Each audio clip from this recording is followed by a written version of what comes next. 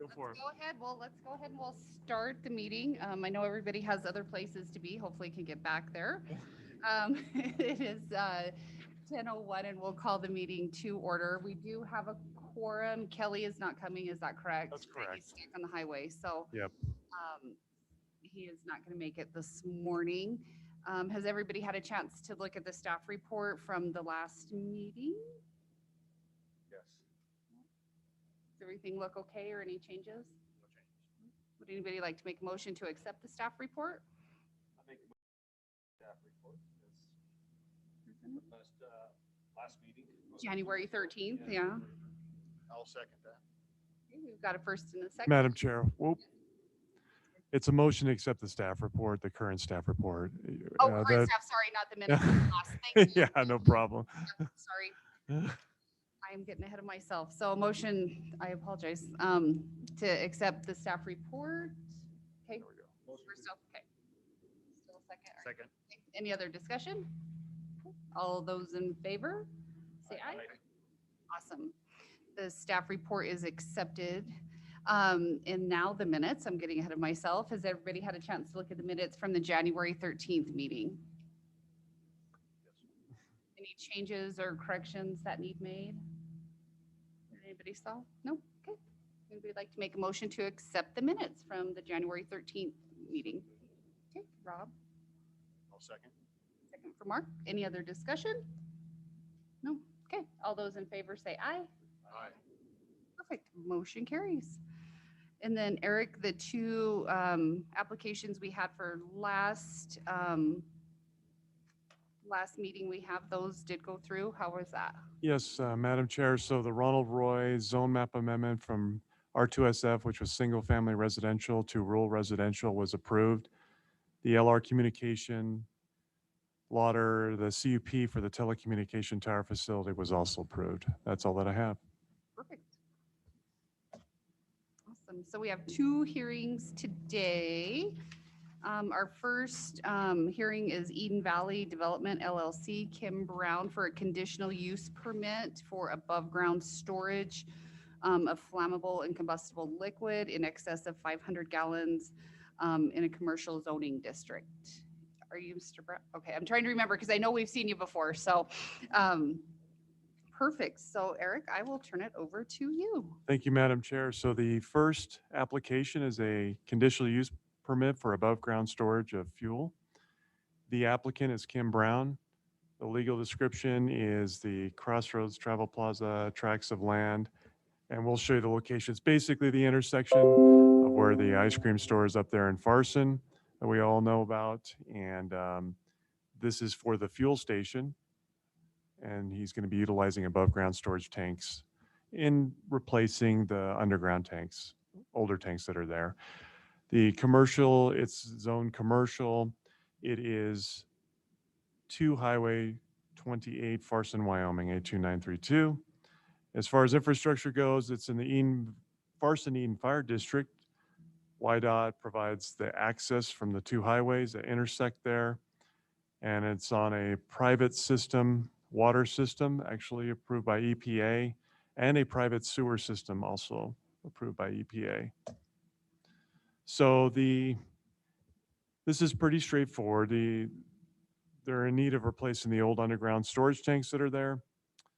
And for the convenience store that's located there on the southeast corner. And you'll see that on the upcoming map. And this is to replace those. Anytime we have above ground storage of fuels in excess of 1,000 gallons on commercial property, they're required to get a conditional use permit, and that's why they're here today. So anytime they go above ground, the difference that you have between underground and above ground is it's regulated by the fire code when you get above ground storage. Obviously, when you get below ground, then you've got the concerns of leaking into the soils and such, monitoring wells, and DEQ gets involved. So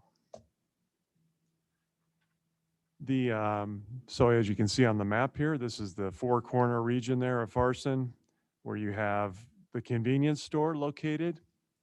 You can kind of see where the arrow is and the conditional use for the storage of tanks. And then up to just north of there is the ice cream store. And then to the south there, you have the mobile home court that's there. Across the road is the community center. And then on the northeast corner is just open range, utilized for different things. Maybe something in the future, right, Kim? Who knows? Maybe. So here's the site plan that was drawn up by JFC. Show you the location of the actual tanks. Kind of down here is where they're being located at. They meet all the setback requirements. They exceed the setback requirements. So the zoning resolution is actually more restrictive than the fire code. So they meet those in the zoning code. So they far exceed the fire code standards. Just shows you pictures of the site and the posting of it. And as far as when we review these, we want to make sure they meet all of our criteria. Is it consistent with the comprehensive plan? This tanks will replace old underground tanks and will comply to fire code standards. As far as adversely affecting adjacent property owners, the owner is actually the adjacent property owner, so we don't see that happening. And as far as compatible with existing or allowable uses of adjacent properties, it's already an existing gas station site. Does it have adequate public facilities? They do have a fire protection pond that is actually located. If you go back to this here, it's up here in the northwest corner is where a fire protection pond is located. Okay, as far as is adequate provisions for maintenance of use and associated structures. So with these, you have to have containment. So that'll be required. And you have to have vehicle protection so people don't run into it because it is above ground. So you have to put in pipe bollards and such. And those will be installed. We inspect these, and Mr. Zimmerman, the code enforcement specialist, will be inspecting that once those tanks are put in. Minimum adverse effects on the natural environment. That's why you put containment there in case there is a breach on the tanks. Will not create undue traffic congestion. This is not changing the amount of vehicles that are going to be on site. It's just replacing the old tanks. Will not adversely affect public health, safety, and welfare. As again, this will have to meet fire code standards and conforms to the zoning resolution, and it does. We reviewed those. As far as agency comments, we did receive from Colorado Interstate Gas. They had no concerns. And Dominion Energy also did not have any concerns. Land use comments, staff has reviewed the application. We have not received any adverse comments and recommends approval of the request. That's all I have, Madam Chair. And Mr. Brown is here. Thank you, Eric. Do you want to come up? Is there anything that you would like to add or to the presentation? No, Eric covered it pretty well. I would like to just say that, we're just being a lifelong resident out in Farson, trying to do some fix up and repairs up. Everything out there is 60s or older and aged. And we've kind of looked at all of our avenues for all these upgrades, and this is kind of one we're going to do. We're also putting new sewer and water stuff in. All that stuff is, like say, way outlived its lifespan, and just trying to do improvements. Don't really plan any expansions at this point, but just upgrade the whole area as best as we can. We've already done a lot of work on everything out there and fixed all the buildings and fixed the clinic building up and done a lot of work on that. And that's kind of what we want to continue to do and just make it look a nicer area. And this is kind of one we're just going to try to do it. We got a long range plan put together, but we're just doing it as we can afford it and make it work. Yeah. So I'd appreciate your help and all the work you guys do. I've been in your seat before, so I know what you got to do. Yep. Yes, Jim. Madam Chair, Commissioners. Kim did notify me that in lieu of the dike that would contain the contents of the tanks, he is going to put in double-walled tanks, which are considerably more expensive. And that will alleviate the dike. They're made to not leak because they're double walled. So, but we will enforce all the ballards and everything because of where it's positioned on the lot to make sure that there's no vehicle traffic that does strike the tanks. That wouldn't be good. I don't care if they're double walled or not. If a truck runs into them, there's going to be an issue. So it shouldn't matter, but I wanted just to know that that will. And is that still the case, sir? Yeah, so we want to put the latest and greatest of everything in there. We're replacing the stuff underground is really aged, and I prefer to work with the county than the DEQ. I don't know how you guys are. Weird, yeah. So, that kind of gets them off the plate too. The tanks are underground now. The capacity is going to remain the same of what we have underground. Nothing changing there. It's just the way we're restructuring that, and we've got a whole area we got plenty of acreage, plenty of room to work with, so there shouldn't be any encumbrances that way that we won't have to take care of. And I think it'll be a good thing. Absolutely. Does anybody from the board have any other questions before we open it up for public comment? So it won't have a containment area, just a double wall tanks is all. Yeah, we're gonna they all have the double wall and they have sensors in them. And they're all tied into alarms and everything, that if there's any fuel leakage between the two walls, it'll send out warnings to the rest of the system in the stations. There'll be groups that monitor the tank levels through all that, and they'll also monitor all of that, so that if there's any leakage, why it maybe sound alarms and stuff. I've dealt with Jim over the years, and if he's comfortable with it, Yeah. I'm fine. Fire code for the double wall tanks in lieu of. Yeah. You don't see it very often because of how expensive those tanks are. They're very expensive. So normally you see the dike. Yeah. But in this case, I agree with Kim. It's the latest and greatest. So what about the bottom of the tank? Is it on skids, or, because if, you don't want the tank to be on the bottom, touching the ground for rust and everything. No, they have stands they built underneath of them, sits on the concrete. Okay. Okay. Yeah. Circle deal in there. The same thing that they use on LP tanks. Yeah. Similar. Okay. Okay. Yeah, none of the piping is in there. It goes over and down off to the side. There's a separate containment deal for all that. There's also containments we have to put in for when they fill the tanks. Yeah. The trucks can't swap anything around, and they have warning systems in it too. If the truck pulls the hose off too quick, it makes a mess. That'll contain it all.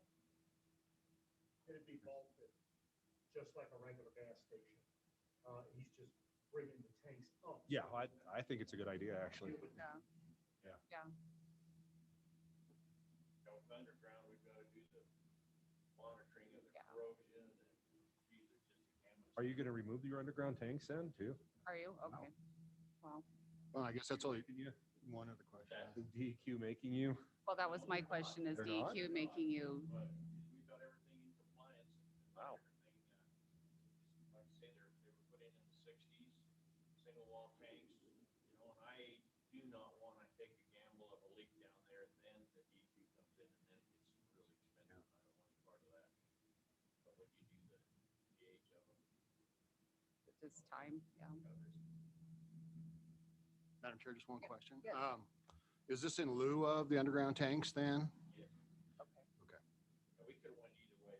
We elected to go this way because we have plenty of acreage. And have the space. Okay. Well, that makes sense. Any other questions? No? All right. We'll go ahead and open it up for public comment. Is there anybody in the audience in favor of the change? The conditional use permit? Okay. Yeah, hearing none. Hearing none. I feel like we're on Zoom again. Hearing none. Is there anybody against the conditional use permit for the above ground storage tanks? Is there anybody in general in the public that would like to comment? Okay, hearing none, we'll close the public comments. Any other additional questions, comments that the board would like to make? Huge admiration for all you're doing out there. I mean, it's such a historical site in Farson, so I really am glad that you're making the time and effort to do what you're doing, because we need that out there. It's awesome. Okay. Well, hearing no other, we'll go ahead if anybody would like to make a motion.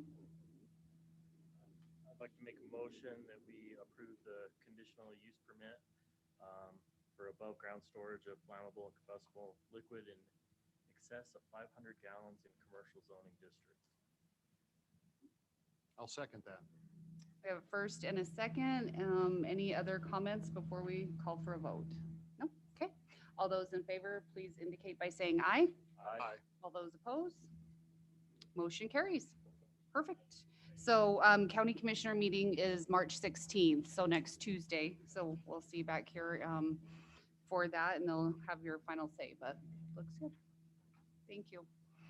Our second public hearing, number 2, is Joshua Wells. Again, a conditional use renewal for permit for dog kennels. And he's here this morning too. I know it's like, we've seen both of these in different capacities. I was like, I feel like we just did this one. So I was excited to see that we're trying to do a different timeline on this. Yes, Poor guy. yes, He poor was guy, just exactly. here, it was like a year ago. But I'll turn it over to you, Eric. Thank you, Madam Chair. So yes, this is a renewal of a conditional use that was done just 2 years ago. And the applicant is Joshua Wells, who is also the property owner. It's located there at 5 stable lanes. So when you're going around the belt loop, it's right on the top there where those horse corrals are. He's behind those. And the current zoning is agriculture. It's within the growth management area. And he does have City of Rock Springs water that goes to his house. And access comes off the belt loop there. Stable lane provides access to the site, and it's an on-site septic system. So this was originally approved 2 years ago, and there was some, back 2 years ago, there was some public comment from adjacent property owners. And since then, and since the notification of this, we have not received any public comment, which is a good thing. No public complaints, nothing concerning his business. It's a good location for what he's doing. So it's great to hear always when things go well. So the applicant is requesting 10 years. It's for 10 dog kennels. And I'll just show you a location of the site here. And it shows you the access road. This is off to the, so when you're looking at this off to the right here and to the east, whoops, is the location of those horse corrals you see at the top of the belt loop there. And this is the site location.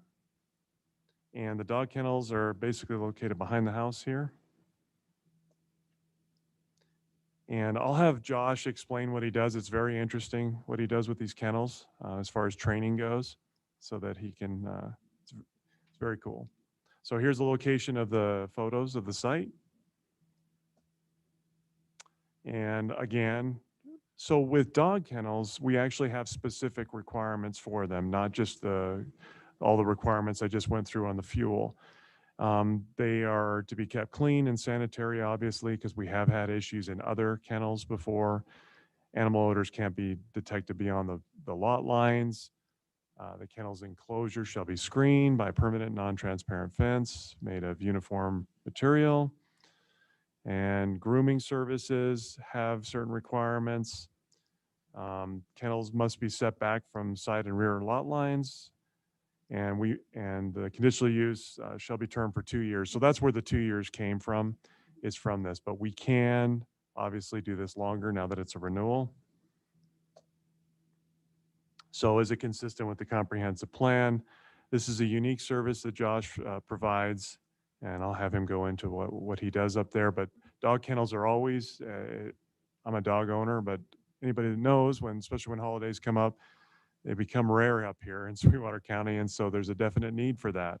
So this will offer additional opportunities. It shall not adversely affect adjacent property. Like I said, we have not received any complaints, since the opening of it, compatible with allowable uses. As you go up there, as I explained, there's horse corrals up there. So it is surrounded by agricultural types of uses out there with animals. Has adequate public facilities, has access, water, adequate provisions for maintenance and use. And he like I said, not receiving any complaints, so no issues there. Minimum adverse effects on the natural environment. We don't see any adverse effects on that.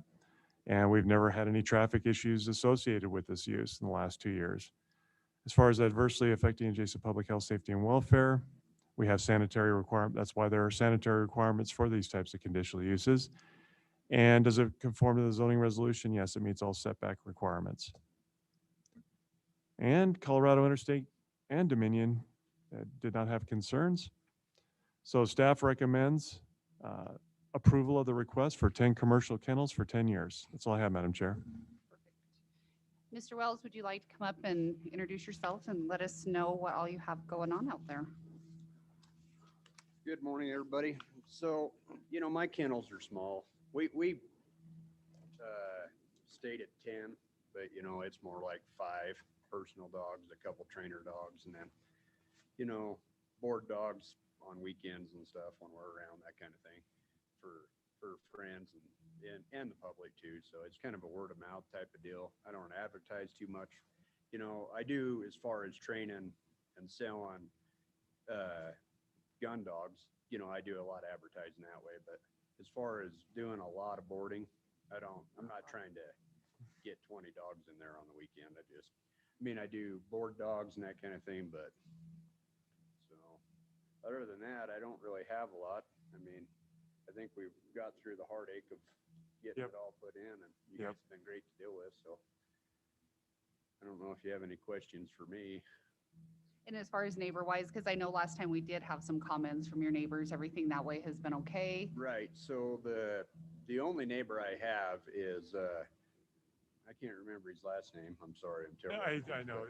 His name's Bob, and him and I are really good friends. So it wasn't him with the concerns. It was Weiss behind me had concerns about putting in dog kennels, and I think he was concerned that if he ever subdivides back there, It would be an issue. you know, but I just don't see that being an issue. I mean, my kennels are kept up, clean. You know, we take care of the dogs daily. I mean, everybody's been out to my place. You've been out there. So with the other stuff we had going on. So, I mean, things are taken care of and they're kept clean, and, you know, so I just don't see there being an issue there. Perfect. Good. Good. Does the board have any I've questions? done work in front of your place back last summer, and I didn't know that there were kennels back there. We've done some work for the AML over there, and we were hauling trucks in and out in front of your place. I had no idea there were kennels. It's clean. You can't hear anything. And I mean, we're having meetings in front of your house. I didn't realize it was your house. You didn't hear That's a thing. awesome. This is a shock. I didn't know, till I read this, I had no idea that was even there. Right. You know, and I spend a lot of time with my dogs and everything else. So they're very well disciplined and taken care of. Like I said, things are clean there. I mean, so, you know. Yeah, you could never tell. If you've never been over there, you would never tell. Never know. 'Cause it is clean. You can't hear a dog. Right. That's awesome. Maybe I need to take my dog to you. I was thinking the same thing. I'm like, UPS wouldn't deliver to our house because our little dog was barking last week. I'm like, well, maybe I need to go there. Awesome. Okay, perfect. Well, we'll go ahead and we'll open it up to public comment. If there's anybody in the public that would like to make a comment in favor of the renewal of the permit for the dog kennels. Yes, Jim. I did inspect the kennels. Oh. They're, of course, they're code, but they're well done, well kept, well clean. And I've been to every property that surrounds Josh for nuisance, for issues. I've been to every property. I've been to the stables, I've been to behind them, I've been to the storage, the RV storage right next to him. The property isn't just clean, it's pristine, it's perfect. His property is perfect. He is quite anal about his. It's perfect. So I just wanted to give that glowing word of support. It's amazing where he's at and how nice the property is, just like Casey said. Yeah. The thing is beautiful. It is. And so I just wanted to say that. And I appreciate that, because I know last time I can remember, we had a little, yeah, so, perfect, thank you. Awesome. Is there anybody in the public that would like to speak against the renewal? Anybody in general like to make any comments regarding the renewal? Okay, hearing none. We'll close the public comment portion. And any additional questions anybody has or comments they'd like to make? Thank you, Jim. I appreciate that. No? Okay, perfect. Well, hearing none, if anybody would like to go ahead and make a motion regarding the conditional use renewal permit. I'll make a motion to approve the conditional use permit renewal for the dog kennels for 10 years, public hearing number 2. Second. We've got a first and a second. Any other discussion? All those in favor say aye. Aye. All those opposed? Motion carries. Perfect.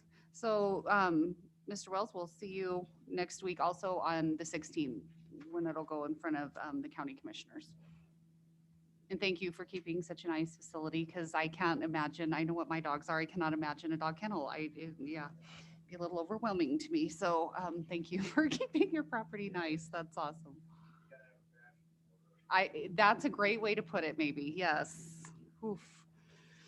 Eric, do you have anything additional for us? Any other old business or new business? I do, just kind of a legislative update as far as planning and zoning goes, just so you're aware.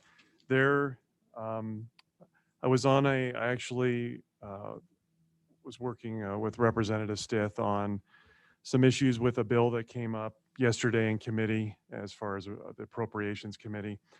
It's about county land use plans. There was a U.S. Supreme Court case.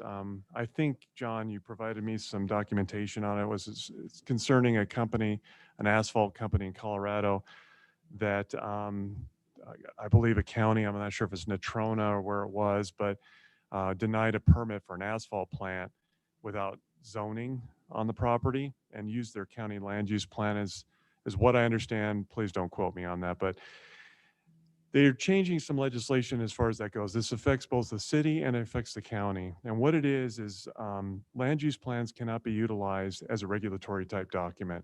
So your master plan with the city, your comprehensive plan, but that only makes sense, right? A comprehensive plan is your goals and objectives. Hey, we want great customer service and we want to separate incompatible land uses. That is a comprehensive plan. Like the stuff I went over, balancing future growth.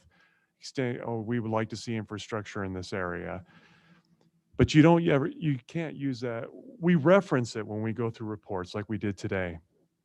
But what they wanted to make clear in the statute was that you could not utilize a land use plan to deny a permit. It has to come when zoning allows it. So if there's a conflict between your zoning resolution and your comprehensive plan, the zoning rules. That's not the issue. There was some things in the bill that said if you have a land use plan that diminishes property rights, well, the question is, what does that mean? What does diminishment of property rights mean? And it just opens up a big legal lawsuit issue that you could see, I see with that legislation. So moving forward, it goes to the committee of the whole here probably in the next week or so. And so hopefully we can work some things out to get the bill in that section improved. The other thing is that was yesterday in the Senate was, and this does affect the cities, and I know Mayor Como did forward me the information, but there's some things in there on water and sewer that were kind of concerning.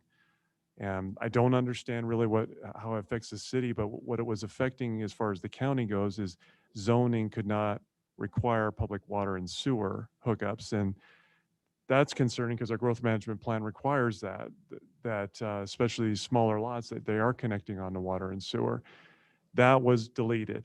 So the counties are no longer affected, but there's still legislation out there in Title 15, which affects the cities. And so hopefully things will get worked out there. They did, I believe it did pass the committee of the whole yesterday, so that will move forward.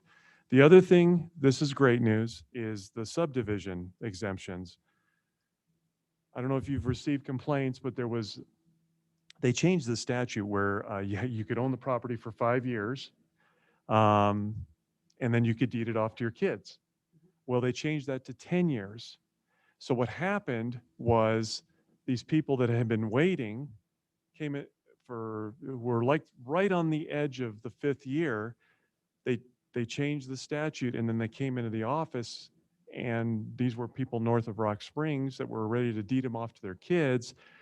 And then I had to tell them, well, it's 10 years now. And people are very upset about this. So what they did do, and there is a bill out there, I ask to strongly support, I can send you all the information so you can send it to your local representatives, is that it will grandfather people in now so that they can do that. So if you created this parcel prior to that legislative change, you can now deed it off. So it has not been through corporations yet, but I encourage everyone and anybody that's listening on YouTube that they do reach out to the local legislators and support this. The county is very in support of this, would like to see this happen so that those people that were negatively affected can do this. So those are the things that are going on. As far as projects go, Pacific Trona is, we have a meeting, I believe, scheduled next week to discuss zone change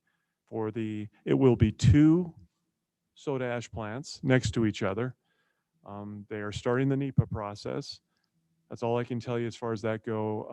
When you get into the BLM process and you get into pre-decisional stuff, I have to be very careful. It's confidential. But what I can tell you from the land use side is that they will be moving forward with zone changes and things like that so that they can allow these uses down there. So that you'll be seeing those starting this year. And that's all I have, Madam Chair. Any questions that you have?